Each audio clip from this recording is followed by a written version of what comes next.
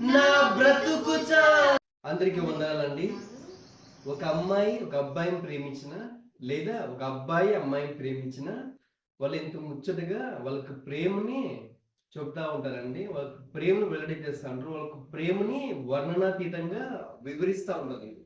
కానీ దేవుని ప్రేమ అలా కాదండి. ఎలా అంటే దేవుడు మన ముందుకు వచ్చి నన్ను ఎంతగా నువ్వు ప్రేమిస్తున్నావు అని అడిగాడంటే, నీ ప్రేమ వర్ణించుట నా వల్ల కాదయ్యా, నీ కృపను వివరించుట నా బ్రతుకు చాలదయ్యా, నీ ప్రేమ వర్ణించుట నా వల్ల కాదయ్యా, నీ కృపను వివరించుట నా బ్రతుకు చాలదయ్యా. తండ్రి దేవా ఆనందమా నీ ఒడిలో నాకు సుఖము, తండ్రి దేవా